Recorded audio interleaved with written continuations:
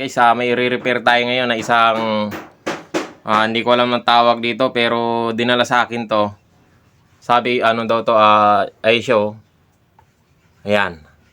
Ilang layer yan. Sabi nung may-ari, nung nagpapagawa, chocolate fountain daw siya. Nakalagay kasi dito, heat tapos fountain. So ibig sabihin, mainit, may mainit tapos fountain para dito sa itaas. Dito. So, sabi niya, ang nirereklamo niya sa atin dahil pinalitan daw ito ng plug. Ayan. Pinapalitan daw niya ng plug dahil naputol na yung wire. So, umiinit naman daw. Kaya lang, pag pinindot yung pinaka-fountain niya, dapat daw yung umiikot dito sa loob. So, merong ano kasi yan eh. Ito. Ayan. Meron siya pinaka-barena. Dapat iikot daw yan para iangat niya yung chocolate at para maging fountain. So, gumagana naman daw yung init. Itong init. Tapos yung pinaka-fountain niya umuugong pero ayaw umikot. So, subukan natin isaksak. Huwag mong subukan. Masisira Check muna natin. Baka 220 nga ba o ano. Silipin natin sa ilalim. Yon. Ayun, chocolate fountain nga. Ayun, nakalagay. 220 to 40 volts. So, yan. Check natin. Subukan natin siyang saksak. Yon. Yon. Meron siyang power yung init. So, ang problema ito. Ayun. Ayaw umikot. So, check muna natin. Ayan. Kailangan iikot yan. So, siguro. Yun, natatanggal naman. So, tignan natin kung mapapaikot niya yan.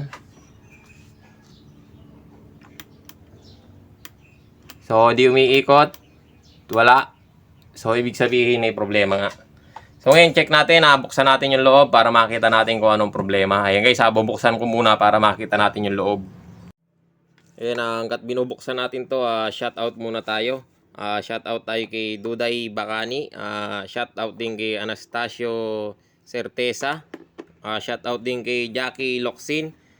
Kay Rix Tube or Ricky Magkaling ng Guagua, Pampanga. Shoutout po sa inyo sir. Kay Darial G Gaming.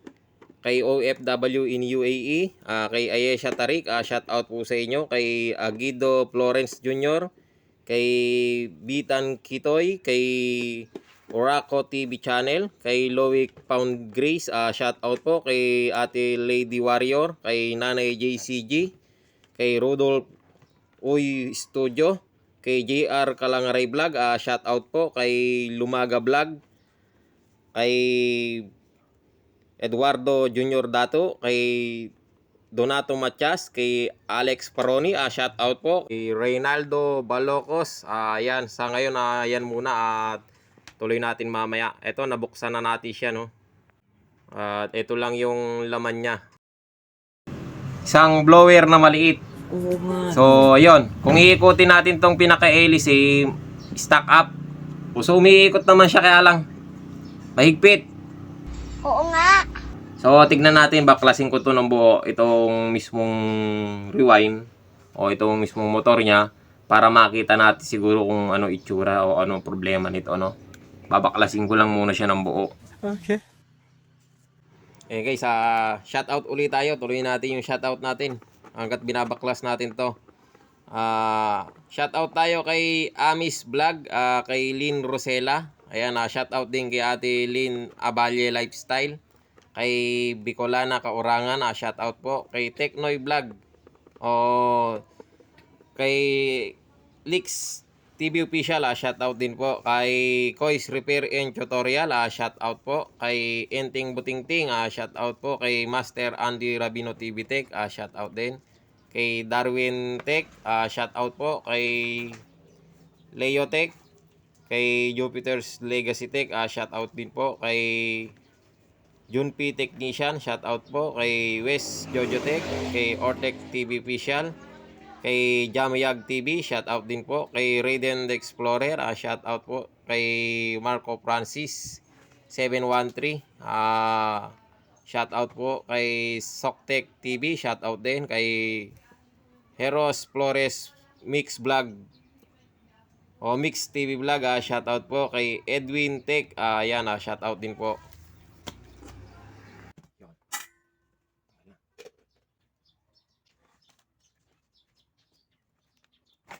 Yun. So yan guys, hindi talaga siya iikot. Mahigpit ito. So kung pipihitin natin, talagang ayaw umiikot. Ay, iba na yun. Ayaw. Yun, mapapaikot mo siya kapag iniikot dito sa ilalim. Pero ito, yun, dumulas. So, lumuwag. Madali na siyang paikutin, ano? Galing ha? So ibig sabihin, nanutong lang.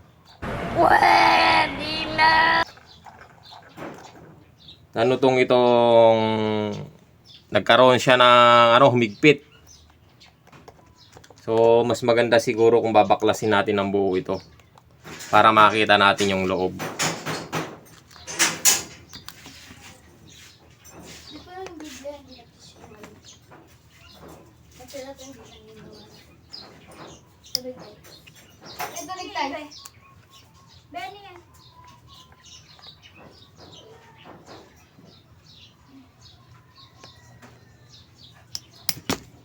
So, ito na lang babaklasin natin itong loob niya. Check natin itong bushing. Saka malaki na yung clearance nitong ehe. Yung mapapansin niyo, atras sulong siya. Paano masabi? Mahaba yung play. Malaki na yung atras sulong. So, may problema to sa spacer. Okay. Yun lang ang problema kasi dito. Wala tayong pyesa. That's a very, very big problem.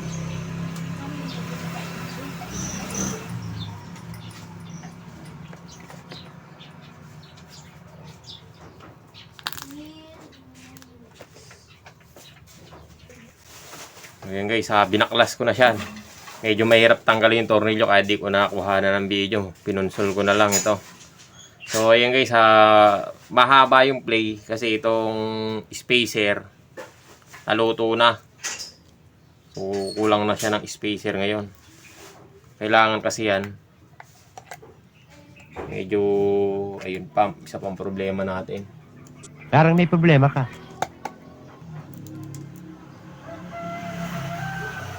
Yung gear niya sa loob.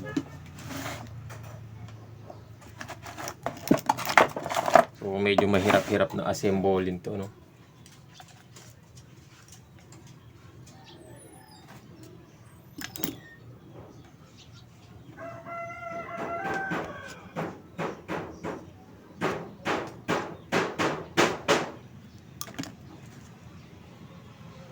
Check natin.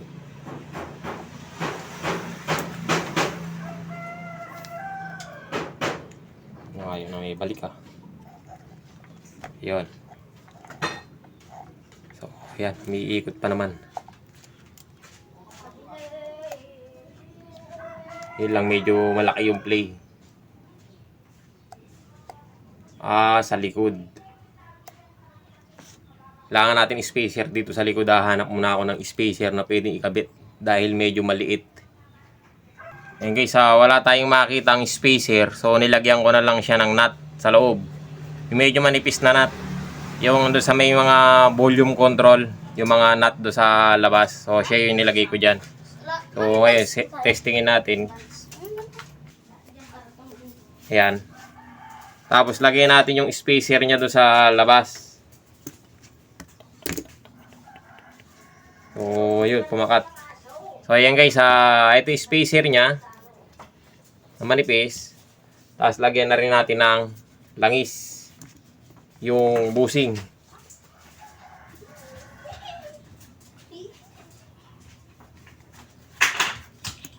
So liliit ng pyesa eh. Hindi naman sira yung shafting saka yung bushing niya. Okay pa naman. So ngayon, testingin natin kung sakto lang ba o hindi mahigpit. Kasi pagka mahigpit, kailangan babawasan. So, ayan. Sakto lang, meron siyang konting clearance, bagya lang. Kaya kung mapapansin ninyo dito sa may pinaka bola niya sa loob, ayan o. So, ngayon, testingin natin na ikabit.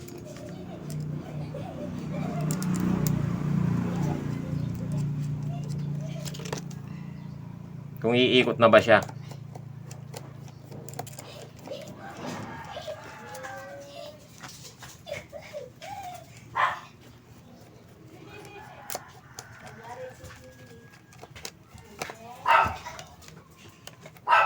Pagkakaalam ko rito, 222 eh. Pero walang nakasulat. Itong wire na to, pwede nating i-direct sa 220. So, dito lang naman yan eh. Switch. Tapos yung isa. Ito. Switch. Ayun, 220. Tapos, 220 din naman yung isa.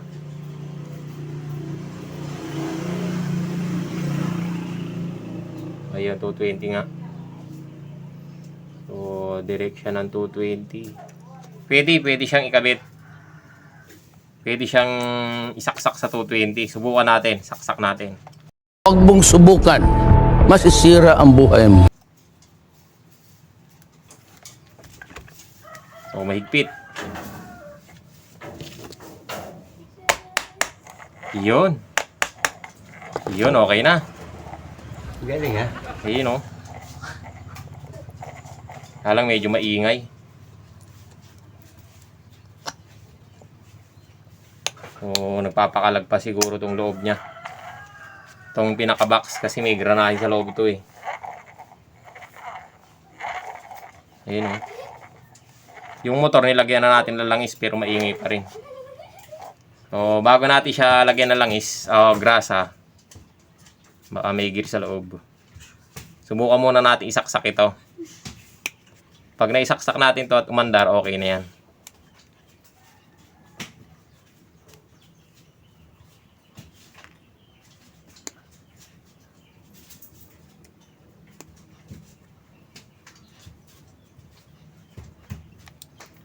So, subukan natin siya saksak. Lagyan lang natin siya ng plug.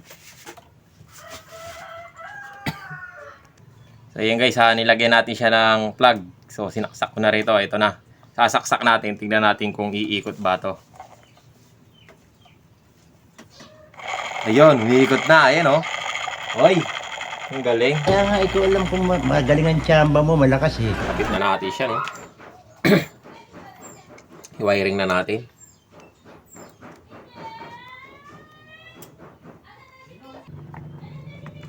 So, ikakabit ko na lang muna siguro at di ko na makuha na ng video. Kakasana natin para hindi na umaba yung video natin, ano.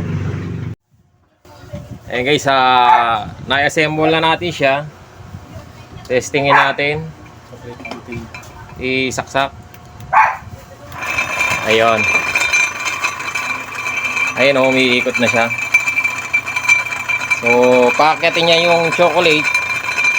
Tapos babagsak dahan-dahan, ano. Dito siya pag-akyat niyang unti-unti, tapos babagsak dito yung chocolate pababa, umiikot lang siya. Balik-balik lang po. Pabalik-balik lang, tapos ito yung tinatawag ng chocolate fountain, yung mga slice na fruits, mga Ayan guys, ayun yung may-ari. mga prutas, naka-stick. Pag mainit ng chocolate, ano na yun, maganda na yung bagsak, pagkakalapot. So, i-dip lang dito yung mga prutas, or meron siya pineapple, banana, marshmallow. Tapos didip dito, yung mga bata, yun. Yummy na, maganda. Ayan guys, umiinit din pala dito sa ilalim. Para dito yan sa may heat. Ayun.